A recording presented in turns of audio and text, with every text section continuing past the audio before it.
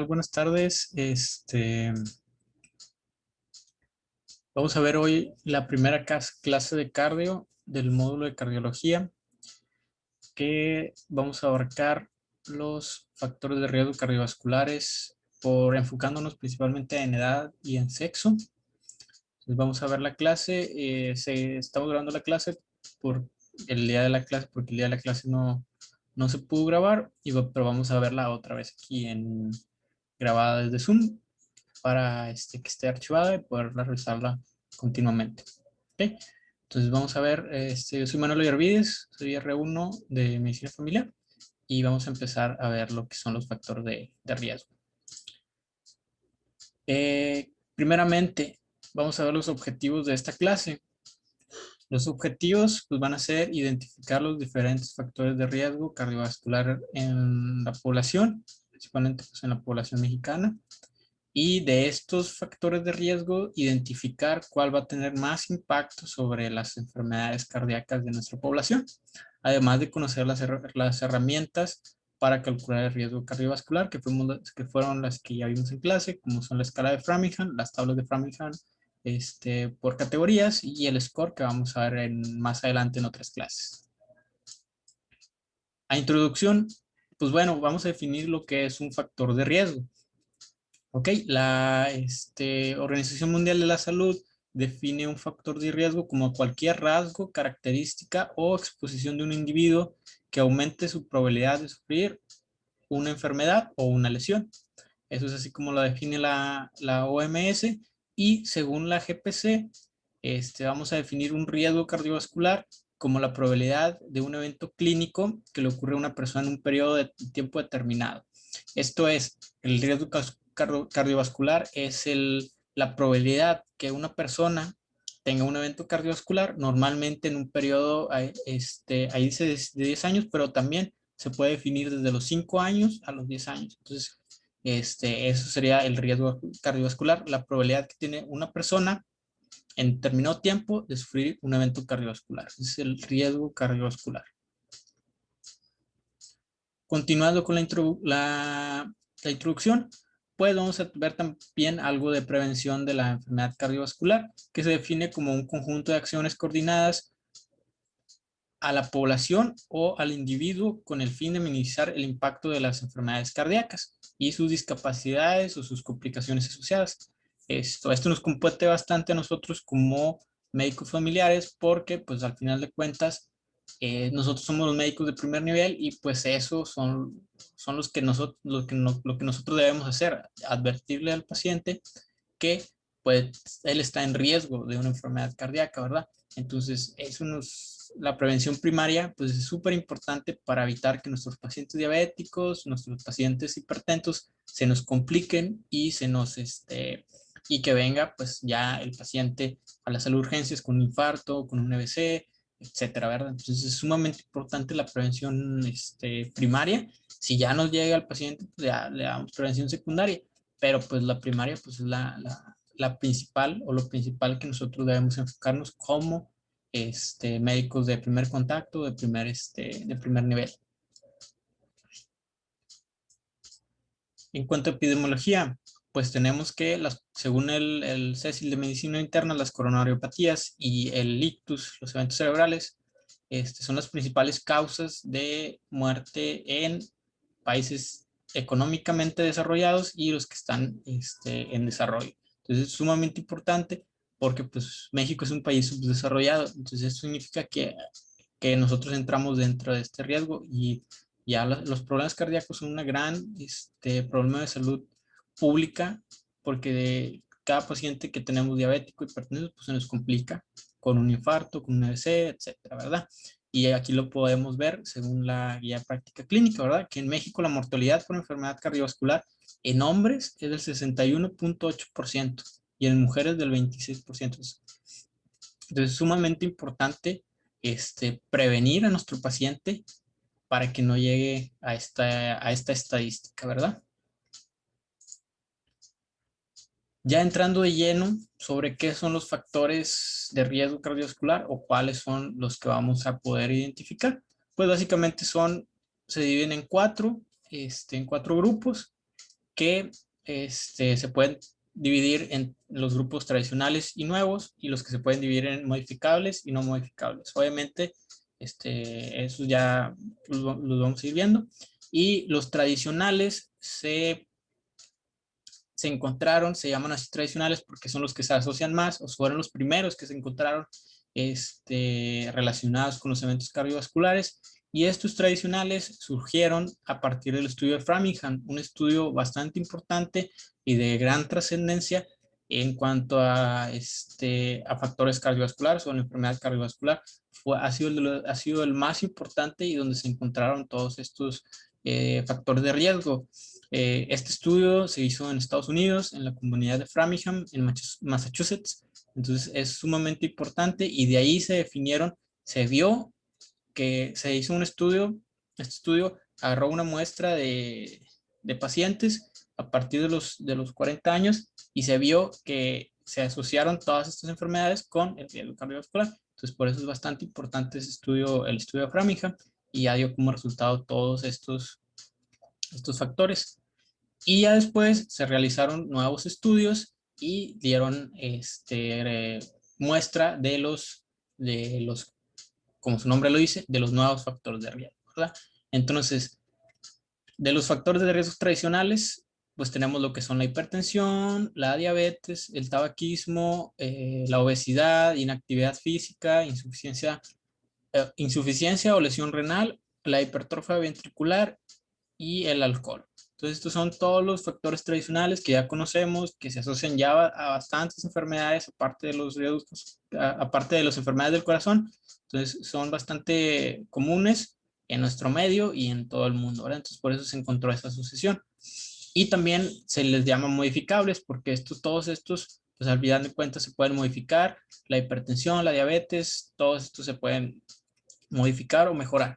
Y en cuanto a también factores modificables, tenemos los nuevos, que son la situación socioeconómica.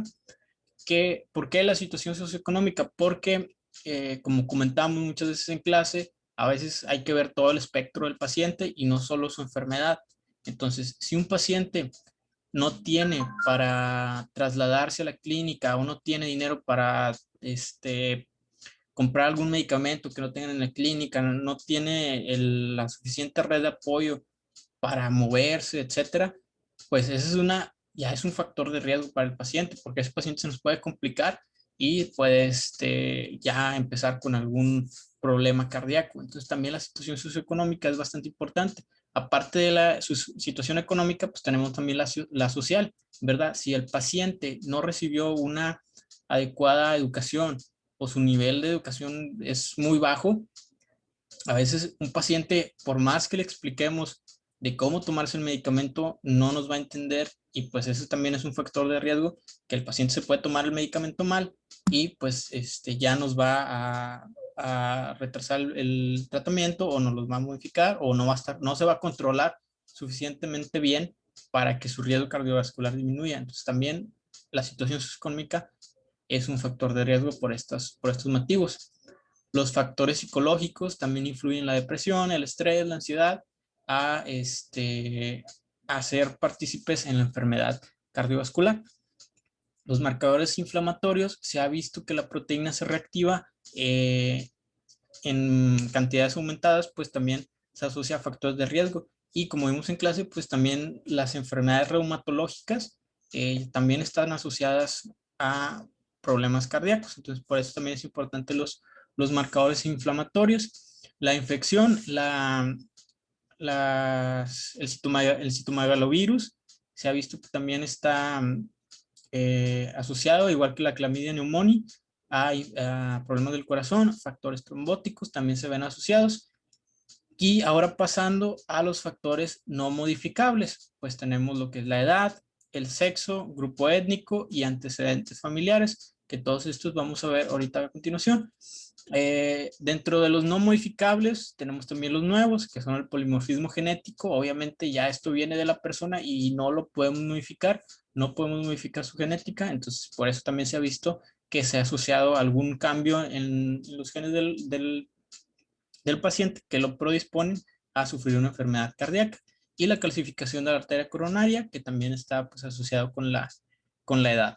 Entonces, todos estos factores influyen para que nuestro paciente tenga algún tipo de riesgo cardiovascular, y todos estos nos van a servir para medir también el riesgo que tiene él de sufrir un evento cardiovascular, que vamos a ver un poquito más adelante.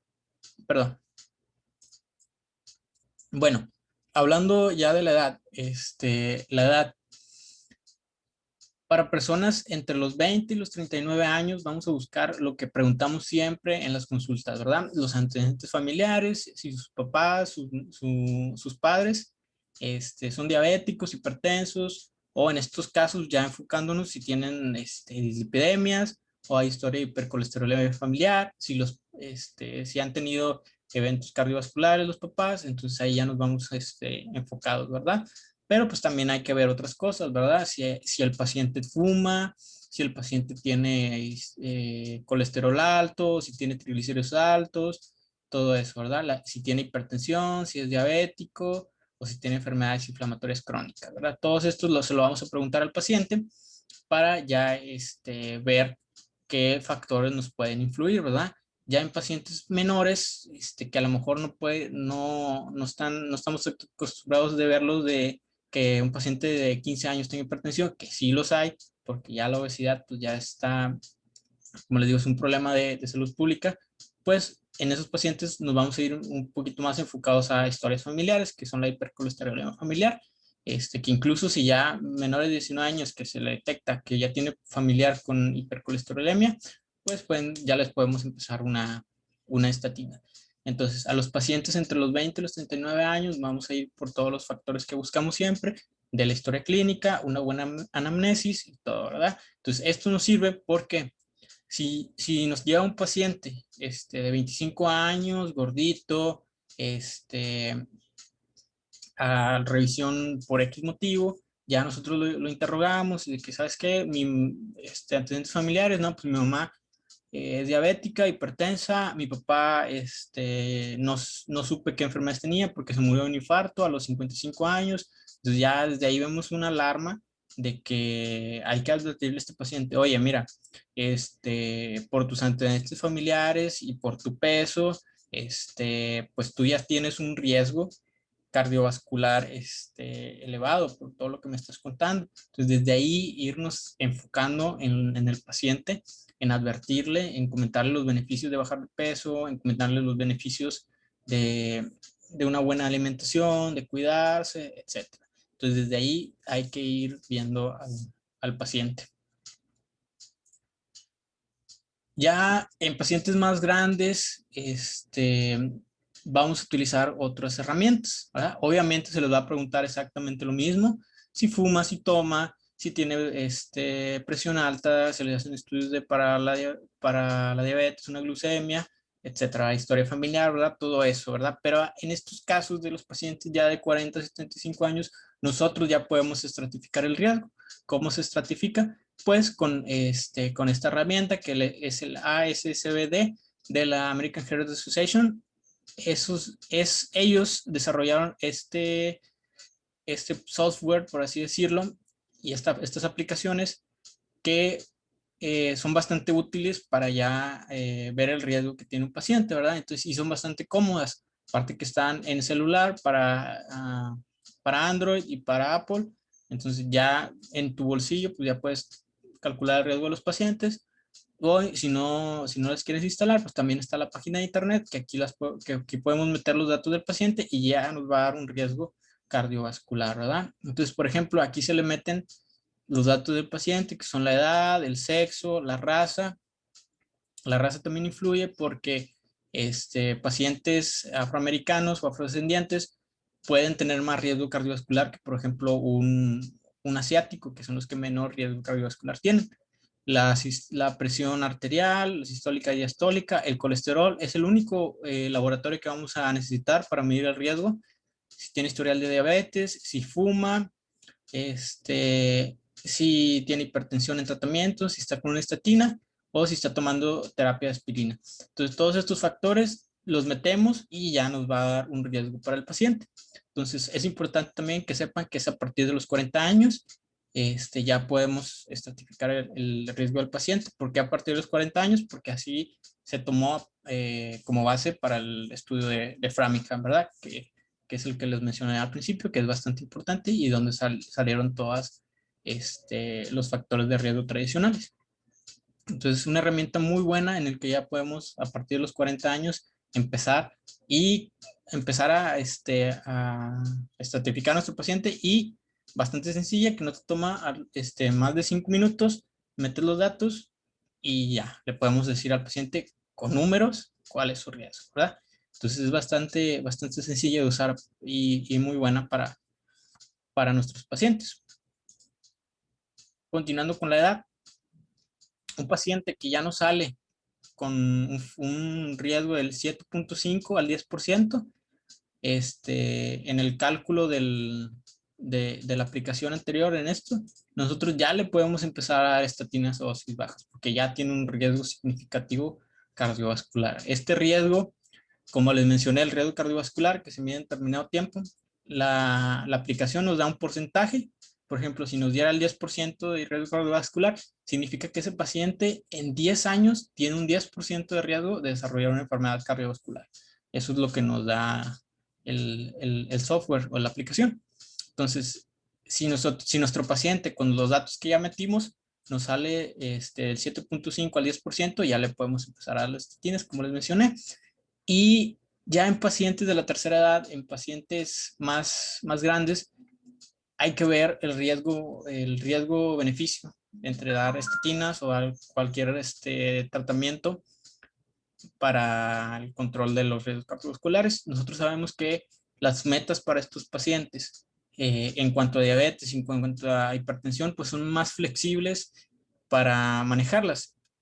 Entonces, por eso mismo hay que ver el riesgo, el beneficio sobre el efecto adverso que nos puede proporcionar, en este caso a lo mejor una estatina, que a lo mejor le puede caer mal al paciente, o puede haber alguna interacción farmacológica con los medicamentos que ya está tomando, o que, como les comento, les puede dar algún dolor muscular y el paciente ya no se lo quiere tomar, etcétera. Entonces hay que ver ahí cuál es el beneficio y cuál es el efecto adverso que le puede dar, y jugar pues un poquito con eso.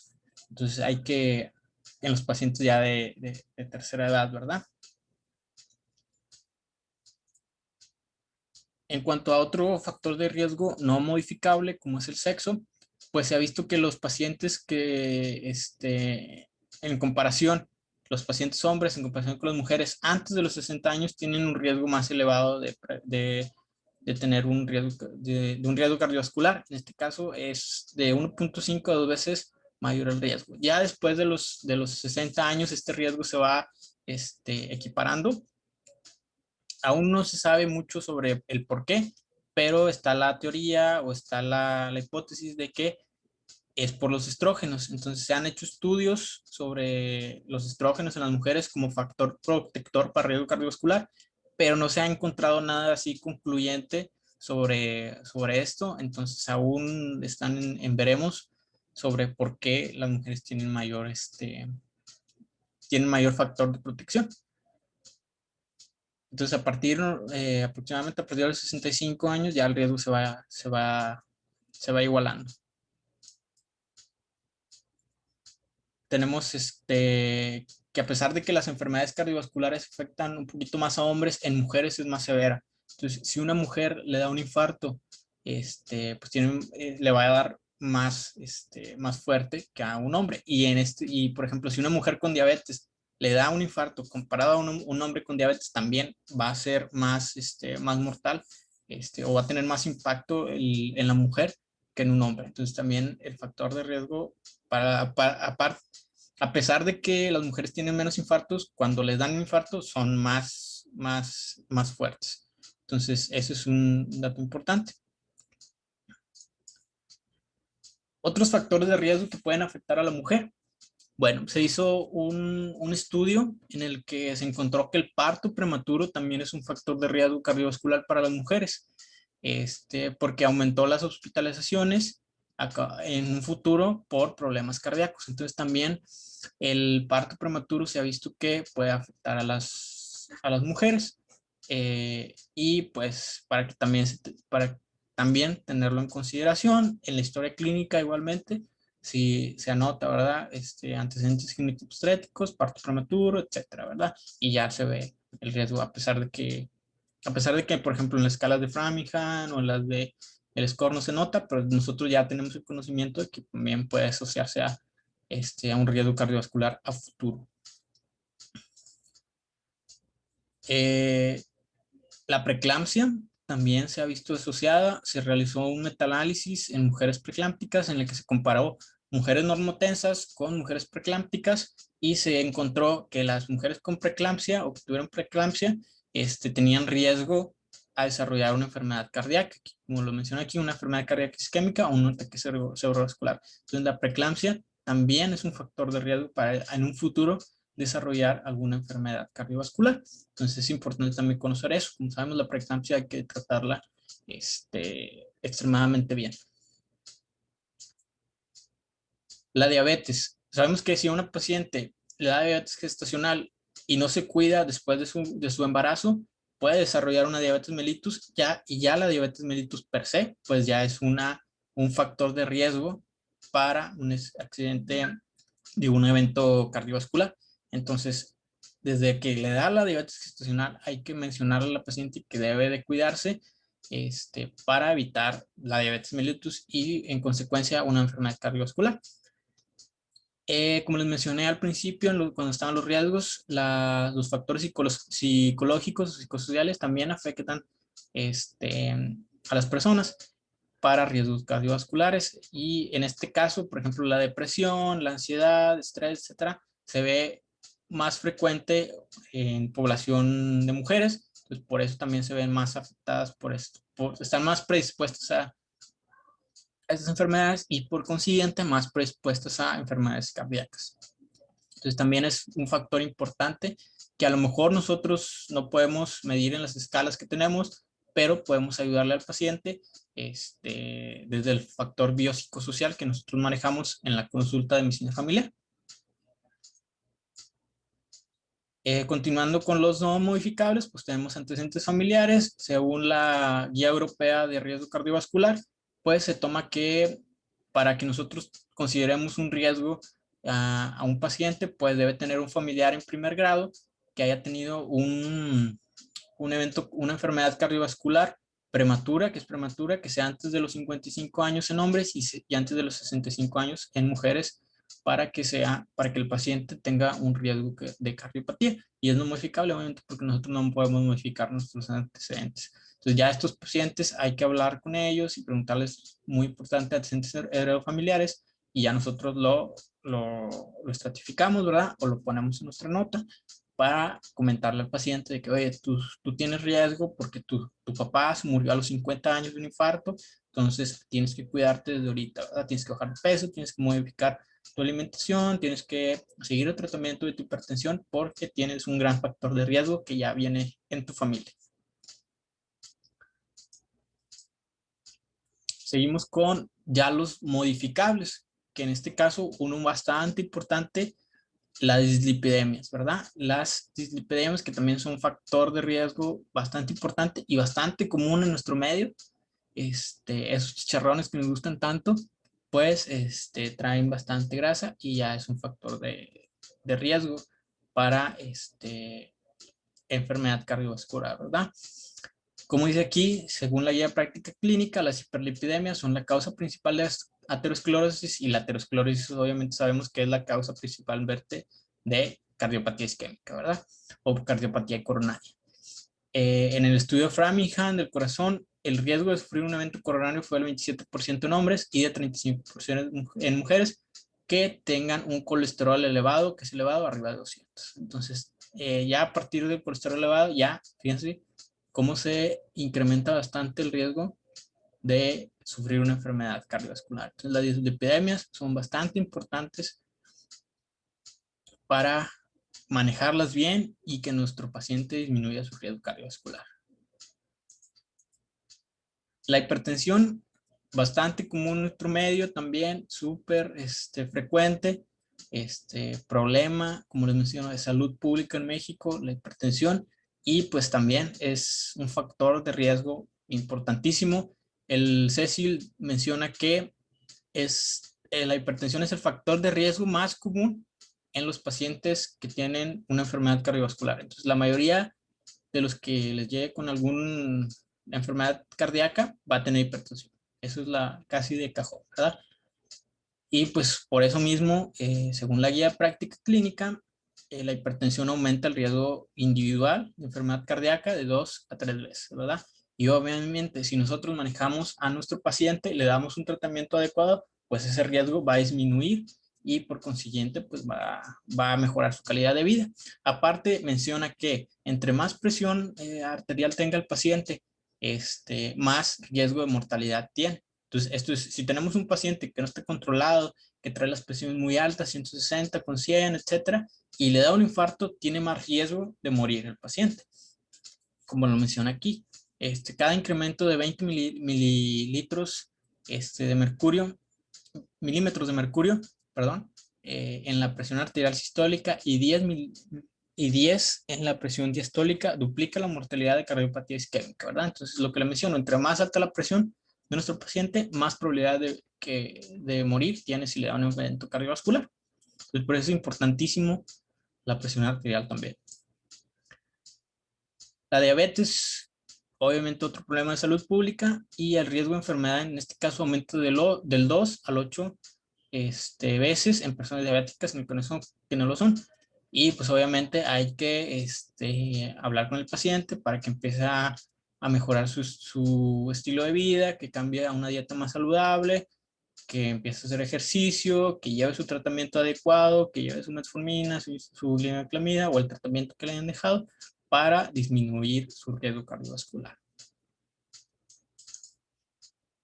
El tabaquismo también es bastante importante, porque también aumenta el riesgo de mortalidad, ya sea fumarlo o mascarlo.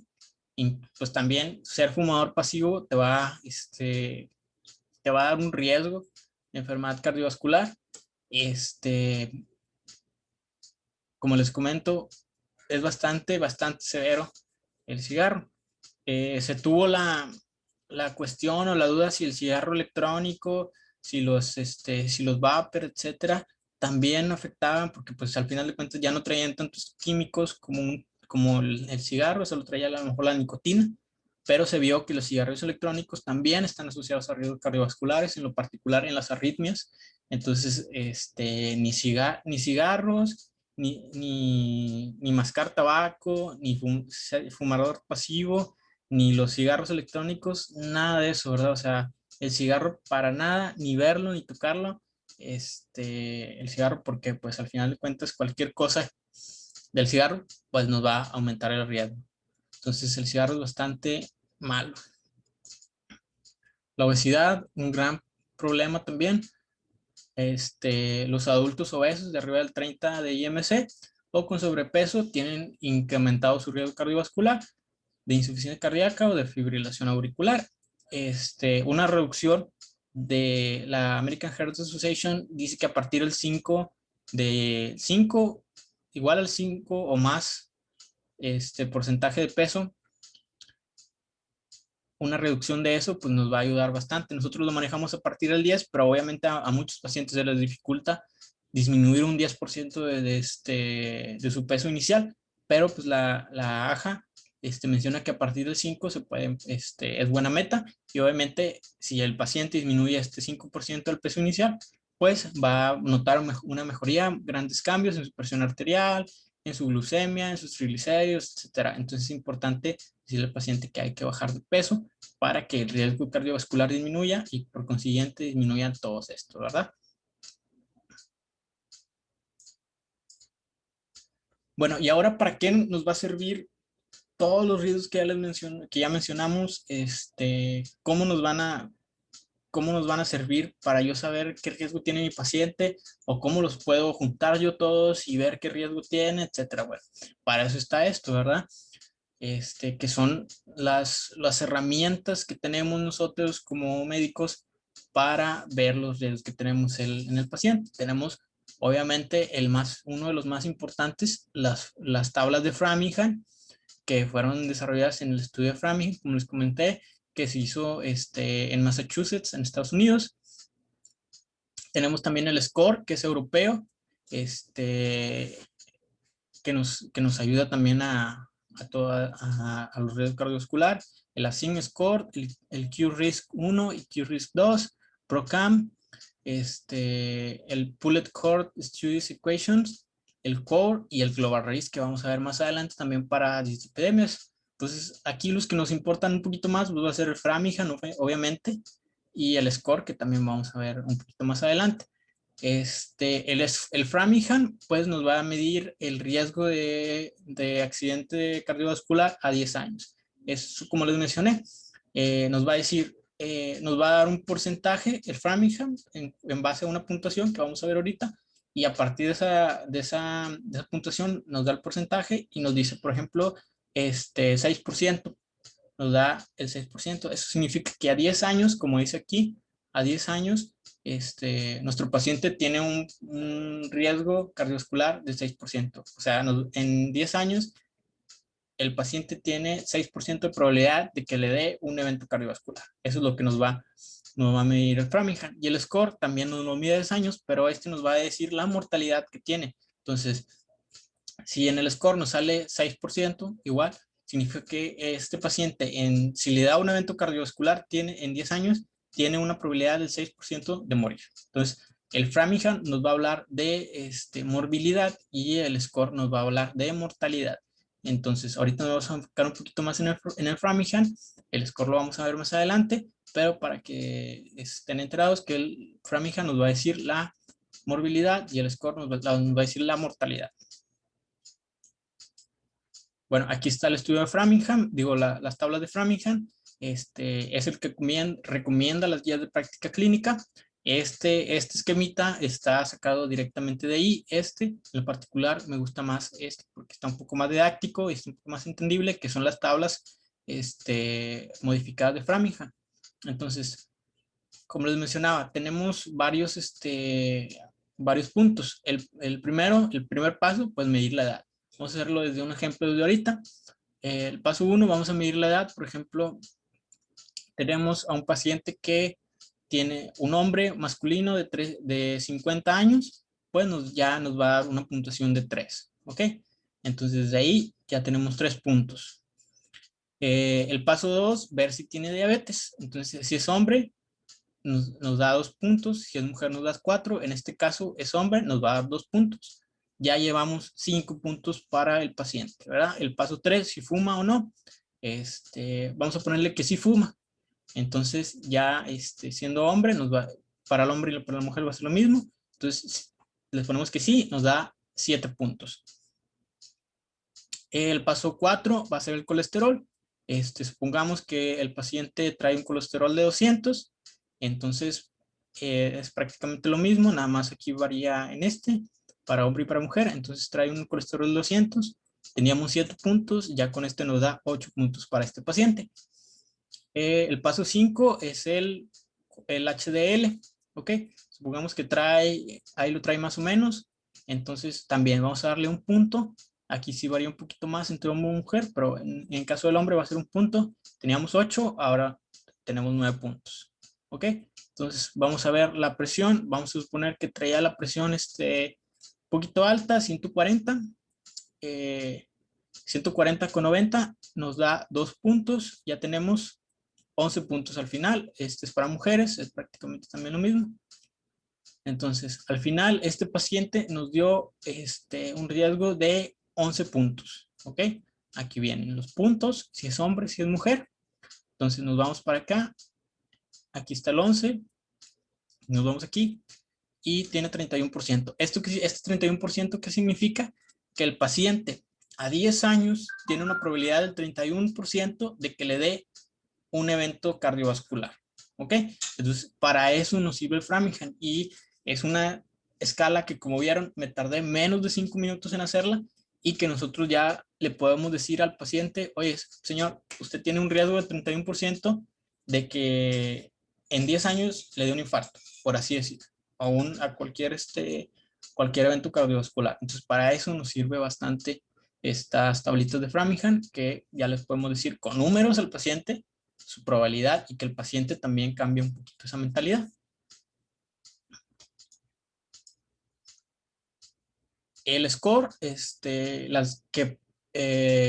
le gusta más a los europeos usarlo, que salió de ahí, de las guías europeas, también nos va a servir para medir el riesgo, lo vamos a ver más adelante, como les comento, y pues va a medir la muerte por riesgo cardiovascular, como les dije, es por mortalidad. Ahora, ¿qué herramientas podemos usar nosotros o cuál es la que vamos a preferir? Pues esto es dependiendo del paciente. O sea, va a depender principalmente del paciente. Por ejemplo, vamos a ver varias variables que podemos usar para ver cuál tabla podemos utilizar. En este caso, pues que sea fácil de utilizar y de emplear. Por ejemplo, la de Framingham, que es una tablita de 5 o 6 pasos, bastante sencilla, pues nos tardamos menos de 5 minutos en realizarla y nos va a servir bastante para el paciente. ¿Okay? Entonces, eso es una de las características que buscamos para ver qué tabla usamos. Que sean representaciones gráficas o que sean colores. Por ejemplo, la score que viene en colores, el verde, el amarillo, naranja, rojo fuerte.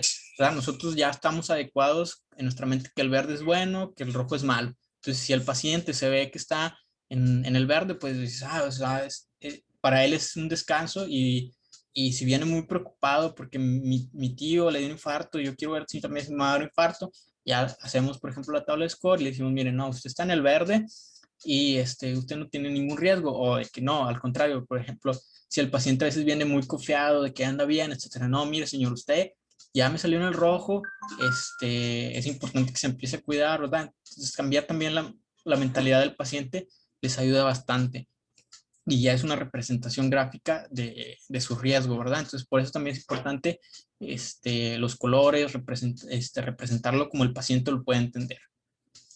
Y también lo importante son las variables. Las variables significa todo lo que usa la tabla para medir el riesgo. Si utilizamos una tabla sencilla como es la de Framingham, pues no hay problema, nos tardamos 5 minutos, etcétera. Y si utilizamos, por ejemplo, una tabla más complicada que incluya muchas variables o variables más complicadas, pues nos vamos a tardar más, nos vamos a complicar más y el paciente a lo mejor puede esperar un poquito de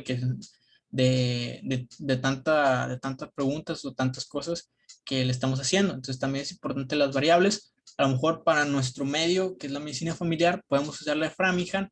Si nosotros encontramos otras cosas, etcétera, ahí nos podemos apoyar con lo que es medicina interna o cardiología, que ya ellos pueden desarrollar tablas más complicadas que utilizan más variables para ayudar finalmente al paciente, ¿verdad? Entonces las variables también hay que incluirlas dentro de estas características que buscamos en una tabla para medir el riesgo adecuada. Y pues al final de cuentas, hay que decirle al paciente, hacerlo entender que finalmente él tiene un riesgo o que no tiene un riesgo, ¿verdad? Como lo mencionamos, que a veces vienen preocupados y le enseñamos en la tabla, decimos, no, señor, usted no tiene un riesgo, siga así cuidando, siga haciendo dieta, etcétera, porque va muy bien. También motivar al paciente que continúe haciendo las cosas. Eso también es importante para que el paciente pueda seguir adelante. Y como lo menciono aquí, ¿verdad? A lo mejor el paciente dice, no, pues es que yo vengo bien,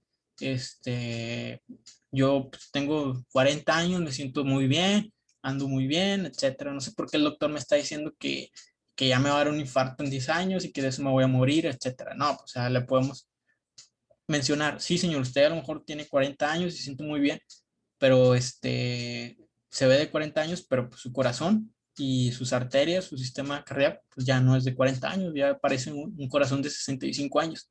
Entonces, eso también, esas ideas pueden cambiar también un poquito la mentalidad del paciente y modificar su estilo de vida, que empiece a tratarse de las enfermedades, porque muchos pacientes no hacen caso para nada y empiezan a tratarse ya cuando les da un infarto, ahí sí cambia su mentalidad. pero incluso a muchos tampoco les cambia la mentalidad y siguen hasta que ya tienen varios eventos cardíacos. Pero también es importante eso, la prevención primaria, como les digo, tratar de que desde que el paciente llega a la primera consulta, buscarle su riesgo cardiovascular, y desde ahí decirle, oye, tienes un riesgo cardiovascular, empieza a cuidarte, que no, para que no te dé hipertensión, para que no te dé diabetes, tu familia es propensa a esto, etcétera. ¿Vale? Desde ahí buscar controlar a nuestros pacientes. Es por eso la suma importancia, porque como les comento, en México hay una gran mortalidad por enfermedad cardíaca, entonces es bastante importante controlar, la verdad. Y pues eso sería todo. Esto es un poquito de la bibliografía que se utilizó. Las más importantes de esta bibliografía creo que serían la guía que hace la AJA sobre riesgo cardiovascular, que está completamente gratis. En internet se puede conseguir. Y las guías europeas también están gratis para cualquiera que les quiera consultar. Están actualizadas del 2019, están muy recientes. Son estas.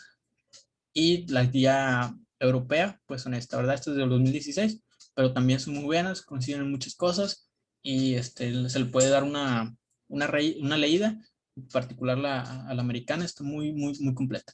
Entonces, eso sería todo de mi parte. Espero que les haya gustado la clase y pues nos vemos en el aula. Muchas gracias.